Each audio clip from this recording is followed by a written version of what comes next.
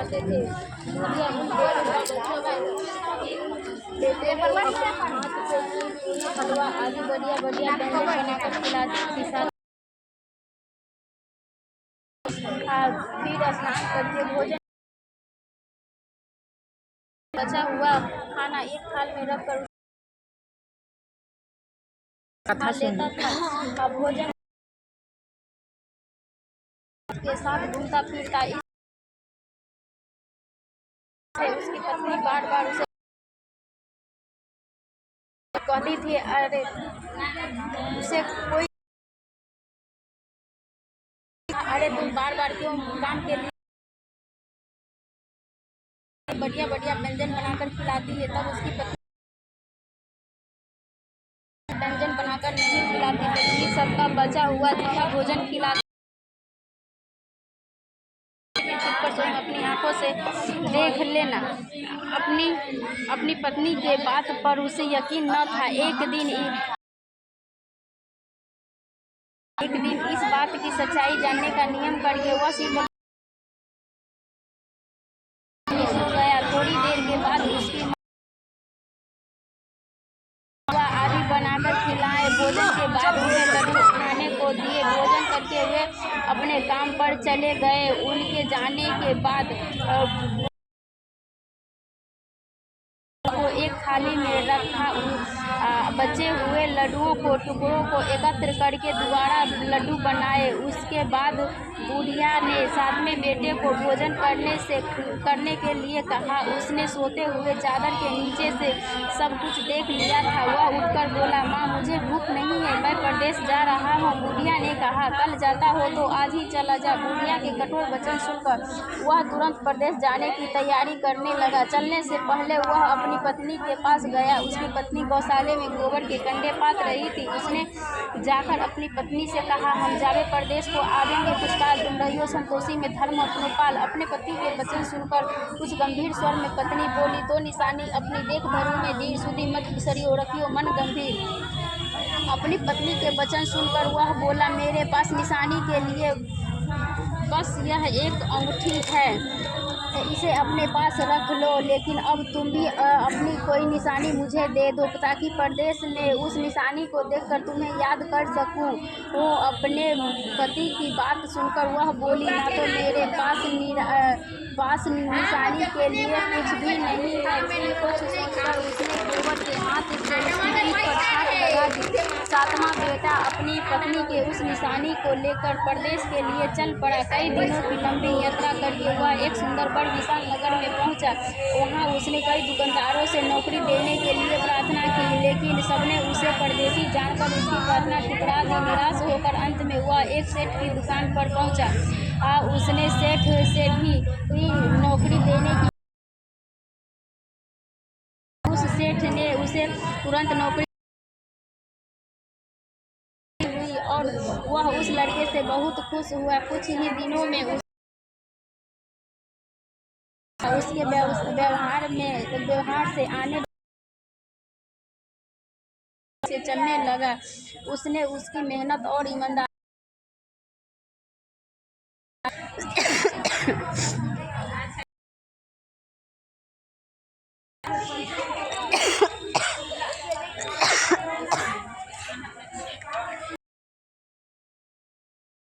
धन कमा लिया। संयोगवश कुछ समय बाद पड़ा। अतः सेठ अपना अब सारे व्यवसाय का मालिक की पत्नी को बहुत दुख देने शुरू कर दी थी। वह हर समय बहुत जली कटी बातें सुनाती रहती थी।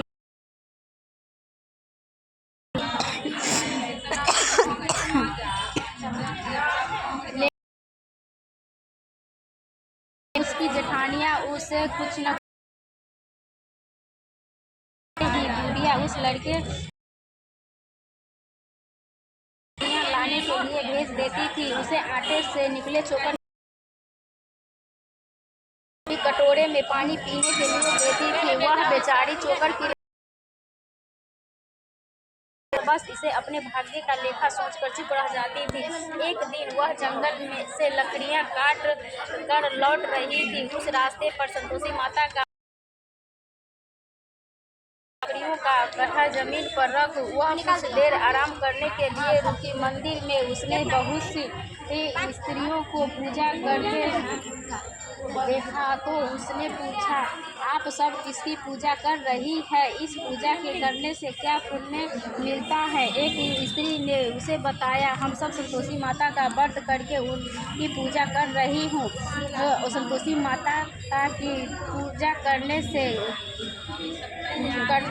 संतोषी माता की पूजा करने से धन संपत्ति में भंडार भर जाता है, निर्धनता दूर होती है, परिवार में सभी सुख शांति से रहते हैं, लड़कियों का शीघ्र विवाह होता है और उसे सहयोग बर मिलता है, व्यवसाय में लाभ होता है और निसंतान के घर में संतान होती है। पति अगर प्रदेश गया हो तो उसमें संतोषी माता की अनुकंपा से शीघ्र घर लौटता है। न्यायालय में कोई मुकदमा चल रहा हो तो उसमें जीत होती है, धन संपत्ति में बढ़ोतरी होती है, पारिवारिक क्लेश नष्ट होते हैं, व्रत करने वाले स्त्री पुरुष को संतोष मिलता है, सभी मनोकामनाएं पूरी होती है।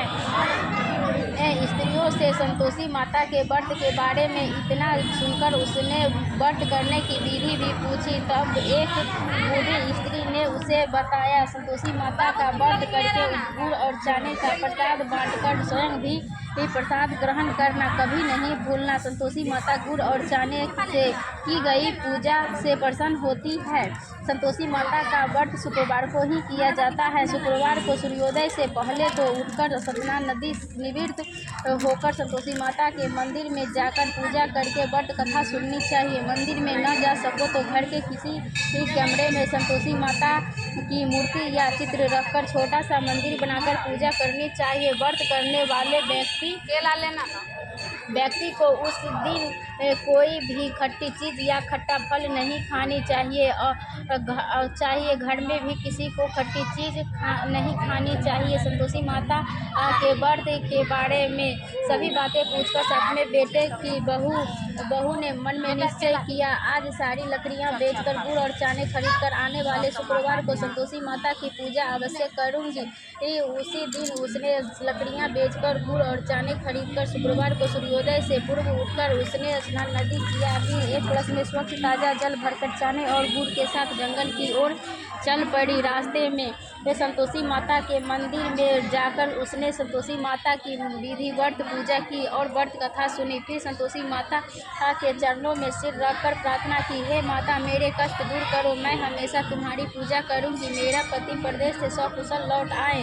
संतोषी माता का स्मरण करते हुए उसने आसपास वालों को गुड़ और चने का प्रसाद बांटकर थोड़ा सा प्रसाद स्वयं भी ग्रहण किया। इस प्रकार से अपने बेटे की बहू ने हर शुक्रवार को संतोषी माता का विधि व्रत करना आरंभ कर दिया। दूसरे शुक्रवार को उसने व्रत किया तो उसके पास पति का पत्र आ गया। तीसरे शुक्रवार को पति का भेजा हुआ रुपया आ गया। इस पर घर के लोग ईर्ष्या करने लगे। जेठानियाँ ताने देने लगे, अरे अब तो पति के पत्र आने लगे हैं, रुपया भी आने लगा है। घर के बच्चे भी बार बार कहने लगे, अब तो चाची के पास रुपया आने लगा है, अब तो वह किसी से सीधी मुंह बात भी नहीं करेगी। वह बेचारी सबके ताने सुनकर चुप रह जाती थी। वह हर शुक्रवार को संतोषी माता के मंदिर व्रत करने और कथा सुनने के बाद उनके चरणों में सिर रखकर प्रार्थना करती थी, हे माता, मैंने आपसे धन नहीं मांगा था, मैंने तो अपने पति के सकुशल लौटने की प्रार्थना की थी। एक दिन उसकी प्रार्थना सुनकर संतोषी माता ने प्रसन्न होकर कहा, जा बेटी, तेरी मनोकामना पूरी होगी, तेरा पति शीघ्र ही घर लौटेगा। वह बेचारी संतोषी माता के वचन सुनकर खुशी खुशी घर लौटी। उधर सातवां बेटे दुकानदारी में इतना व्यस्त हो चुका था कि उसे अपनी पत्नी और घर का कोई स्मरण नहीं रहा था। दुकान के काम से उसे फुर्सत ही नहीं मिलती थी। संतोषी माता उस बेटे की इतनी व्यवस्था देखकर बहुत परेशान हुए। तब बहुत सोचकर संतोषी माता ने उस बेटे को सपन में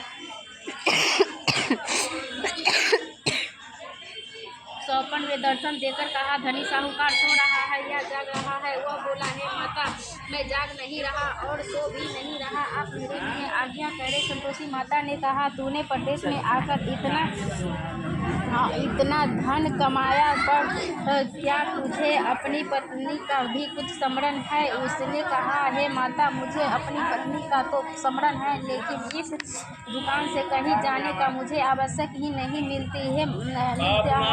अब देखो न, सारा रुपया व्यवसाय में लगा हुआ है, और जब तक सारा रुपया वापस नहीं आ जाता, मैं अपने घर कैसे जा सकता हूँ?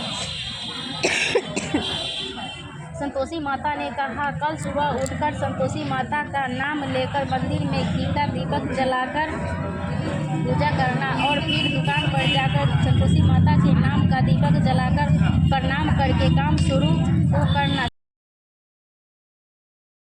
इतना कहकर संतोषी माता सुबह उठकर उसने अपने मित्रों से सौपन की बात कही। वे सब उसका मजाक उड़ाने लगे, लेकिन उसका मन नहीं माना। उसने संतोषी माता पर पूरा विश्वास करके मंदिर में जाकर घी का दीपक जलाया, दुकान पर भी दीपक जलाया, संतोषी माता का स्मरण करके काम शुरू किया। उस दिन संतोषी माता की अनुकंपा से सचमुच चमत्कार हो गया। उधार सामान ले गए लोग जल्दी जल्दी रुपया लौटाने आने लगे। देखते ही देखते रुपयों का ढेर लग गया। शाम तक सारा धन लौट आया, दुकान का सारा सामान भी हाथों हाथ बिक गया। तब संतोषी माता को स्मरण करके वह अपने घर लौटने की तैयारी करने लगा। उधर सातवें बेटे की पत्नी प्रतिदिन की तरह जंगल में लकड़ियां काटकर घर की ओर लौट रही थी। लकड़ियों का बोझ अधिक होने के कारण उसने मंदिर के पास गट्ठर उतारकर मंदिर के चबूतरे पर बैठकर थोड़ा सा विश्राम किया। तभी उसे दूर से धूल उड़ती दिखाई दी। उसने संतोषी माता से पूछा, हे माता, आज यह धूल कैसी उड़ रही है?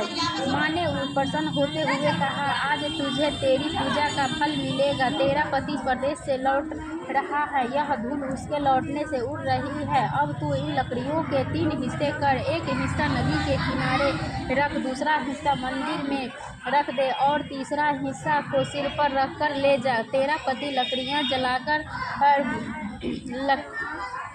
लकड़ियाँ का गट्ठर देखकर रुकेगा, लकड़ियाँ जलाकर भोजन बनाकर खाएगा और फिर घर जाएगा। तू घर पहुंचकर लकड़ियों का गट्ठर आंगन में डालकर कहना, सासू जी, लकड़ियों का गट्ठर ले आई हूँ, चोकर की रोटियाँ और नारियल की कटोरे में पानी दे दो। फिर पूछना, आज घर में कौन मेहमान आया है? की बातें सुनकर वह खुश होती हुई घर पहुंचा और लकड़ियों का ढेर देखकर उसने भोजन